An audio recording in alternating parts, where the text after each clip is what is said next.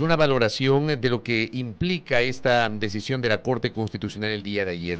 Quiero agradecer y saludar a la distancia a Rogelio Valencia Alcíbar. Él es máster en Derechos Humanos, además es abogado, estudia una maestría en Derecho Constitucional en la ciudad de Guayaquil y es especialista en temas jurídicos, en temas constitucionales y en temas legislativos. Rogelio, le mandamos un abrazo a la distancia, un saludo de parte de quienes hacemos este espacio, mi compañera Andrea Orbe y quien le habla Fabricio Vela. Buenos días, ¿cómo le va? Buenos días. Muy buenos días, mi estimado Fabricio, muy buenos días, Andrea. Un saludo para los hermanos de la capital de la República y pues siempre atento desde el Manso Guayas. Gracias a usted, Rogelio, por la gentileza de aceptar esta invitación para valorar un poquito la decisión de la Corte Constitucional ayer.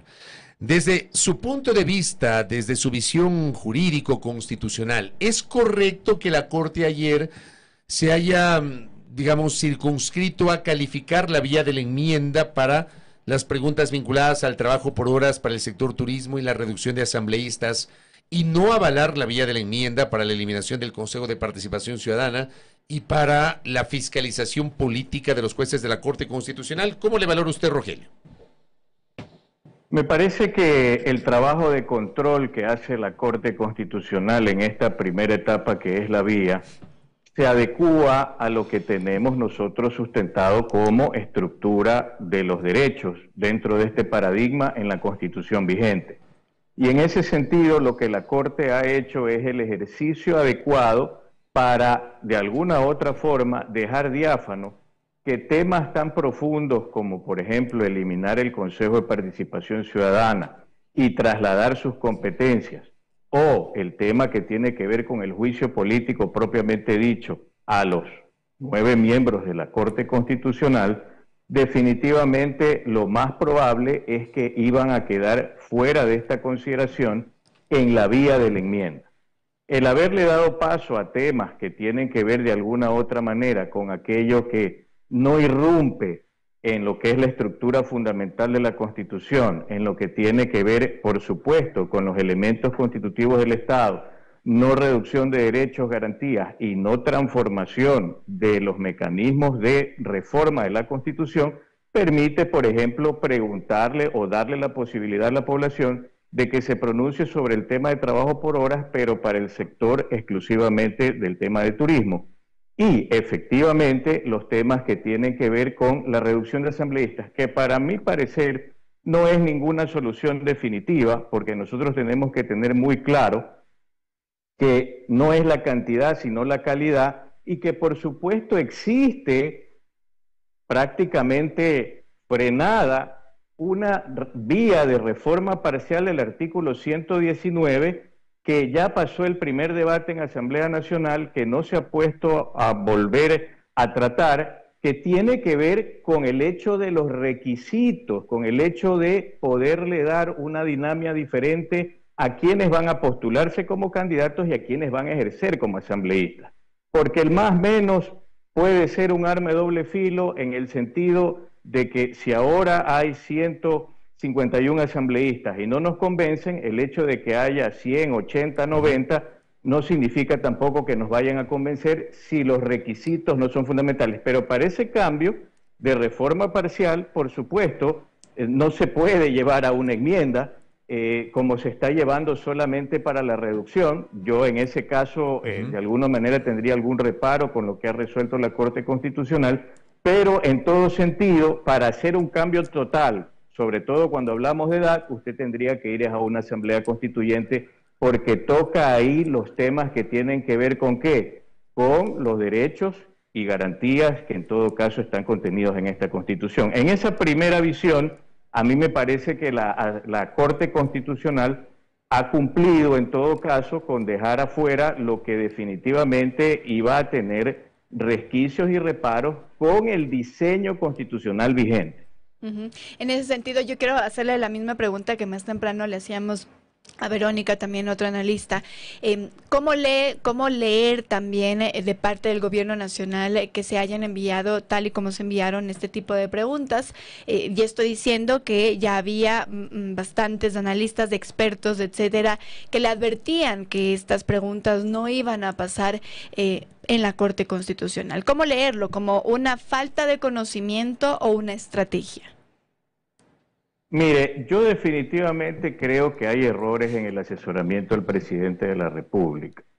¿Por qué? Porque incluso veamos la línea de tiempo. Empecemos por decir que se hizo una marcha el 11 de agosto hacia la Corte Constitucional para, de alguna u otra manera, determinar una posición oficial de parte del gobierno. Sin embargo, al día siguiente, el 12 de agosto, se presenta lógicamente el tema de las preguntas vía Corte Constitucional, que es lo que corresponde, para que sean calificadas en esta primera determinación de por qué una de las vías, sea enmienda o sea reforma parcial, se va a tomar en consideración. Y definitivamente eso deja claro que al final del día nos puede gustar o no nos puede gustar la Corte Constitucional, nos puede gustar o no nos puede gustar su conformación, pero hasta el presidente de la República le toca someterse a ese diseño constitucional que está vigente desde el 20 de octubre del 2008 y que, por cierto, tiene una aprobación mayoritaria en un referéndum que se dio en su momento. Casi el 80% de los ecuatorianos aprobaron la Constitución que está bien. Ahora, que esa Constitución nos guste o no nos guste es otra cosa, porque particularmente yo en su momento no estuve a favor de ese proyecto constitucional. Pero más allá de eso, el tema va porque sí, la forma en que fue determinado el texto de las preguntas ya chocaba con temas propios de lo que tiene que ver con la estructura de la Constitución y los elementos constitutivos que tiene este diseño constitucional. Insistir en aquello iba a tener esta respuesta. Ahora, ¿qué sucede? Por ejemplo, nosotros podemos decir, pero va de cajón el tema de las bases militares, va de cajón el tema que tiene que ver con la reducción o eliminación completa de lo que es el aporte a los partidos políticos del presupuesto general del Estado y campañas políticas. Sí, ¿por qué? Porque eso en reforma parcial, así sea por una o las dos preguntas o los dos temas que se reforman concretamente en la Constitución, sea uno o más de un artículo, eso de cajón tiene que ir a referéndum. Lo que el gobierno ha hecho es de alguna otra manera hacer notar a la población de que definitivamente si esto se iba a realizar obligatoriamente, no se haga solo por una o dos preguntas, sino por otros temas que consultarle a la población. Pero al final del día termina siendo un esfuerzo y por supuesto un egreso presupuestario fuerte para el país el hecho de ir a este tipo de consultas, referéndum, porque son una mixtura y que posteriormente no necesariamente tocan temas integrales profundos, porque para eso se requiere una asamblea constituyente. Ahora bien, yo le pregunto si en el contexto esto termina siendo un golpe para el gobierno. Yo hice un comentario en la primera parte del espacio, le digo, mi opinión es que sí, es un golpe en el que además muchos advertimos, no hay que ser, usted es el estudioso, uno obviamente aprende de lo que ustedes, los estudiosos, nos pueden nutrir en el debate público, pero no hay que ser, no había que ser un genio para, por ejemplo, establecer que para la pregunta de la eliminación del Consejo de Participación Ciudadana y Control Social, esa pregunta estaba destinada a que no la califiquen por la vía de la enmienda, porque ya había pronunciamientos previos de la Corte Constitucional en este sentido. El gobierno se equivocó del medio a la mitad y es un fracaso para el gobierno, es un duro golpe para el régimen y para su equipo jurídico, doctor. De que es un golpe, es un golpe. La calificación de duro, suave o de alguna otra manera ligero tendría que ver con la asimilación y reacción que ellos van a tener a esto. El asunto es el siguiente, es definitivo que de alguna u otra manera lo que se está dando es algo que no necesariamente es saludable para la democracia ecuatoriana. El tener una contraposición del gobierno versus la Corte Constitucional, hablando de gobierno central.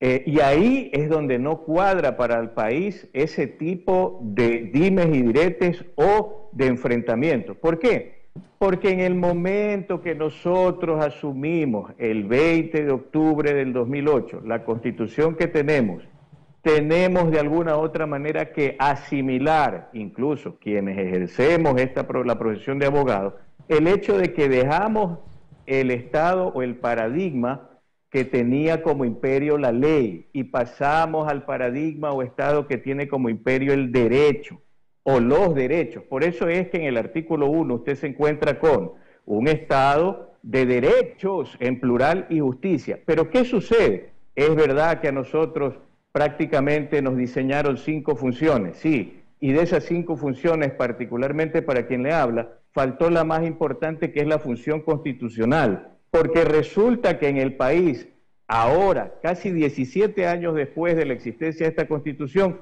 muchos nos estamos desayunando, o se está desayunando la población en general, el hecho de que lo que manda aquí con mayor prevalencia es la Corte Constitucional.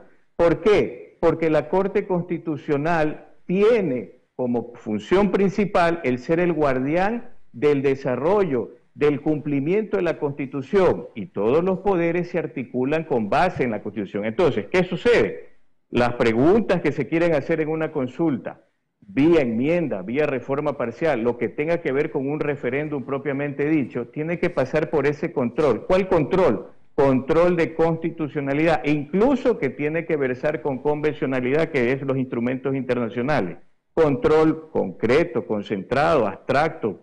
Aquí en el Ecuador no tenemos el difuso, pero en todo caso ese es el trabajo que se le otorgó a la Corte Constitucional en este diseño en el que estamos imbuidos todos los ecuatorianos. Y con esto cierro. El presidente ha anunciado el 30 de noviembre, ojo que inicialmente el gobierno hablaba del 14 de diciembre, ha anunciado el 30 de noviembre para no consulta popular, sino referéndum constitucional, que por ahora tiene 4 preguntas fijas: la de bases militares, eliminación del financiamiento de partidos políticos, trabajo por horas para el sector turismo y también la reducción del número de asambleístas. Faltan 89 días para esa fecha que ha planteado el gobierno. ¿Habrá tiempo para poner algo más o ya no queda tiempo desde su punto de vista, tomando en cuenta que debe pasar obligatoriamente el filtro de la Corte? Para mí sería bastante imprudente, mi estimado Fabricio, el insistir en una cuestión que definitivamente podría terminar en un hecho de ser calificado o no, porque recuerde usted que el primer paso que ha dado la Corte es para determinar la vía.